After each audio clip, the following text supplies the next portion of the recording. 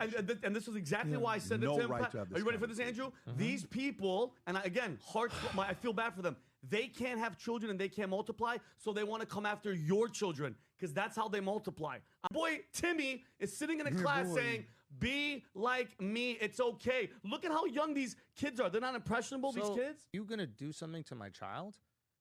You start going, well, I'm gonna kill you. Like that's how you feel. Like the idea of like, you have this conversation before you have kids all the time. Like, am I capable of like killing somebody? I don't know. You have a kid and it's like, kill everybody in this room. People don't care about facts. They don't care about the truth. But you should, because we should do a lot of things, but we don't. I shouldn't eat bread every meal.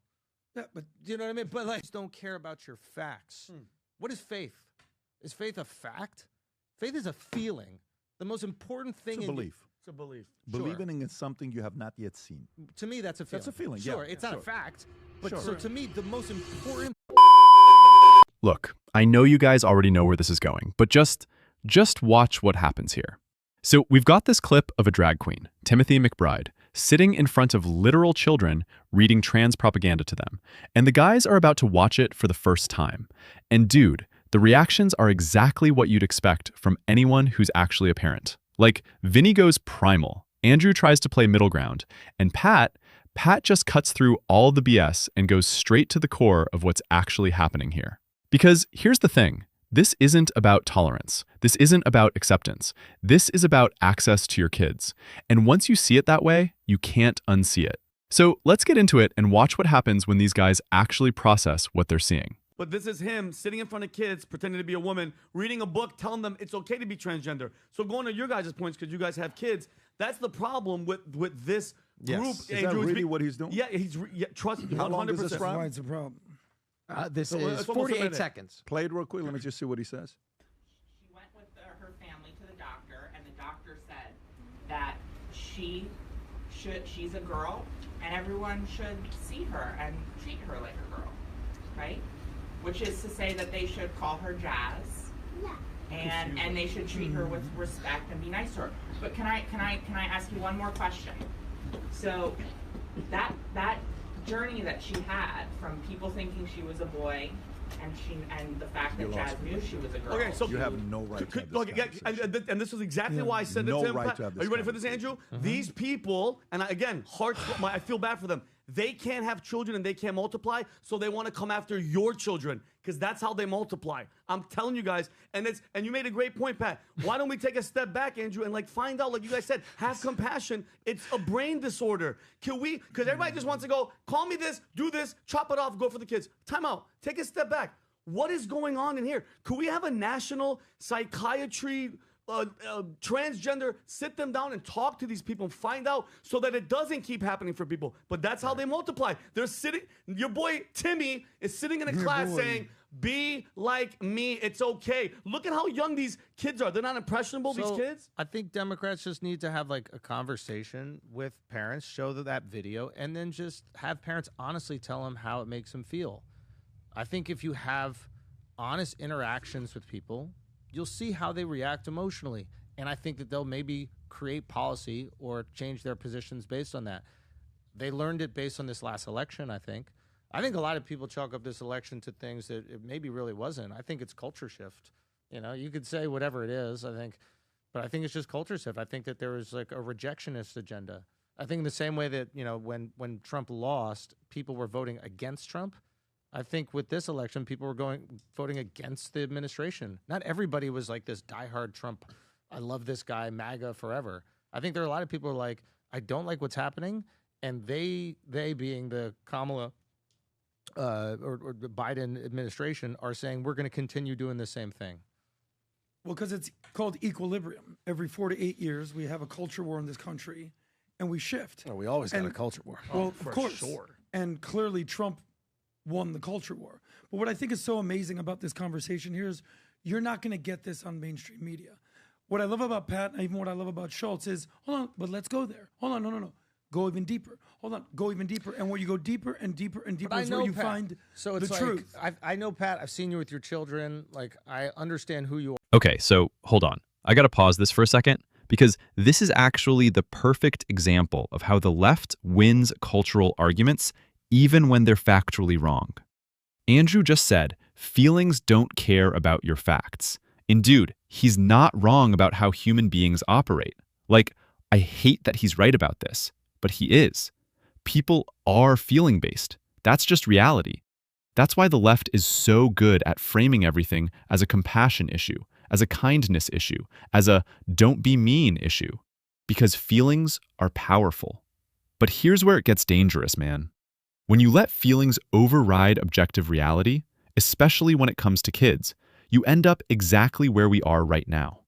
You end up with grown men in dresses, sitting in libraries, reading gender ideology books to 5-year-olds. And if you object to that, you're the bigot.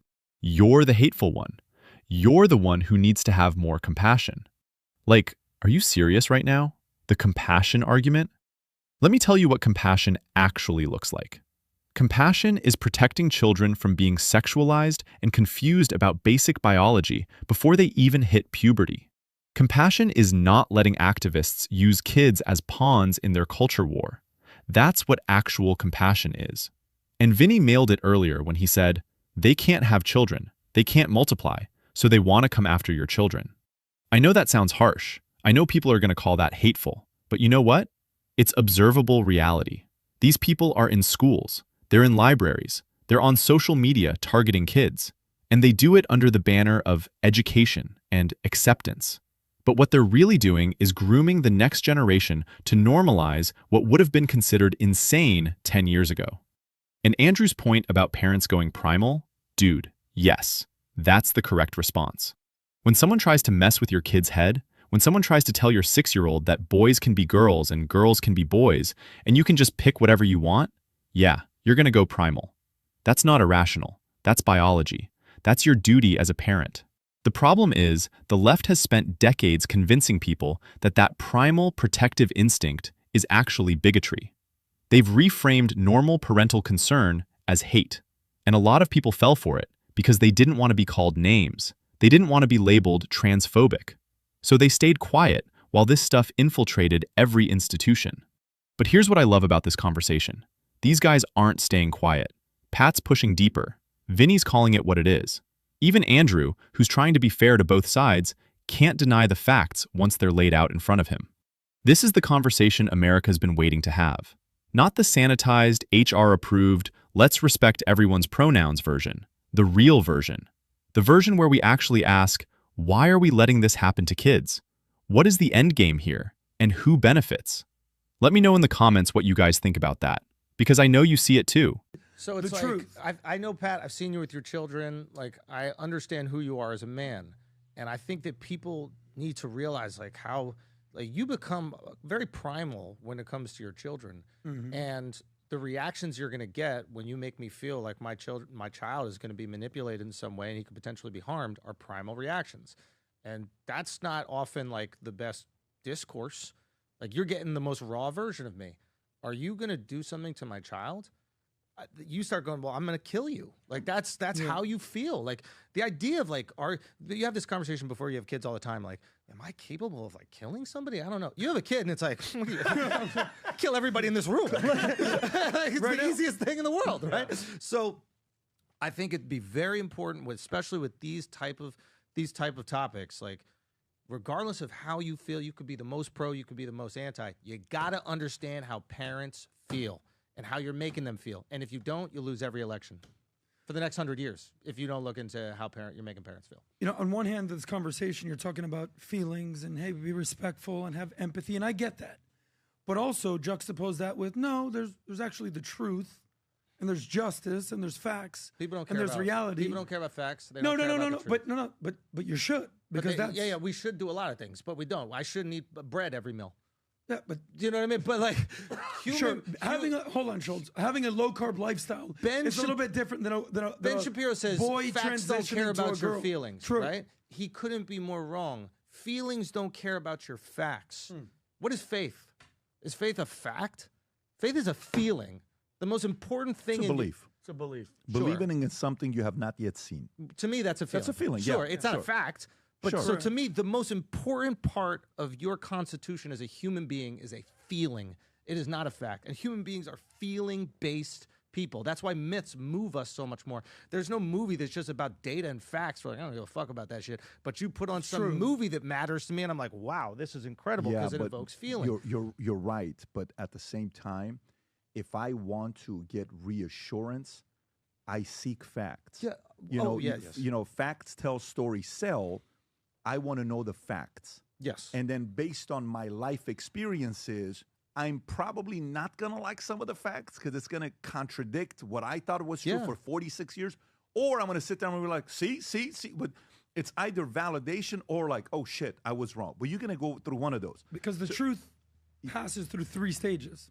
You know, say that sometimes the truth hurts. And I know you want to kind of wrap up here, but the truth passes through 3 stages. First, you're ridiculed. Second, you're violently opposed. And then it's accepted as being self-evident. That's exactly what's going on with this trans thing. It's like, no, let's just be nice to them. Let's help them. It's like, that's a dude who's dressing up as a woman. And we want to pretend. Let's transition. All right, so let's talk about who won this entire exchange, because it's pretty clear.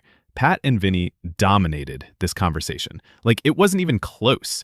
Andrew tried to play the middle. And look, I respect Andrew Schulz. He's a smart guy. He asks good questions. But when you're in the middle on an issue like this, you're basically just giving cover to the side that's wrong. And he knows it. You can tell he knows it. Vinny came out swinging with the most uncomfortable truth of the whole thing. They can't have children. They can't multiply. So they want to come after your children.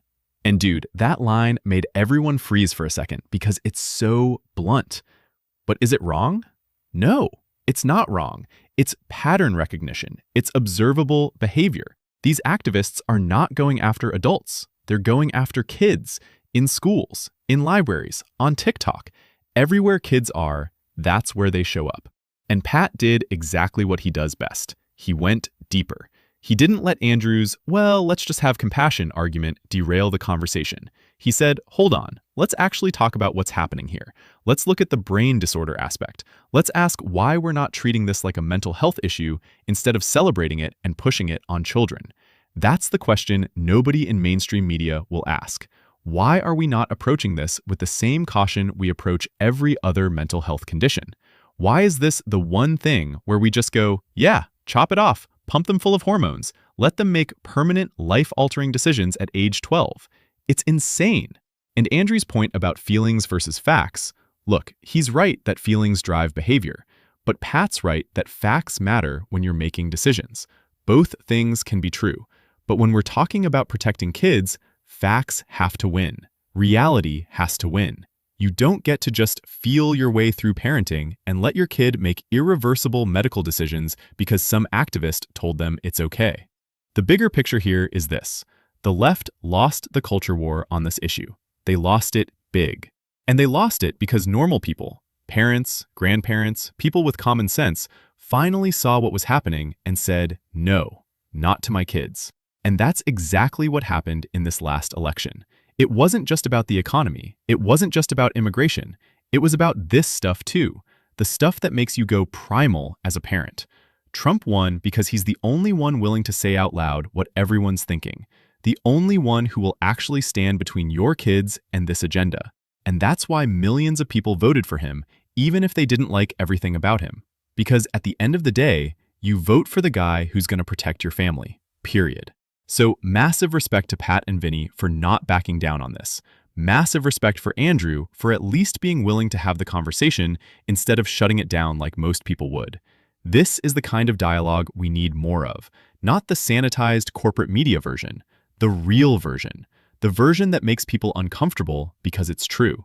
If you're not subscribed to MB yet, what are you even doing? Hit that subscribe button, drop a like on this video, and let me know in the comments if you think Vinny's take was too harsh or if he nailed it, because I think he nailed it, but I want to hear from you guys.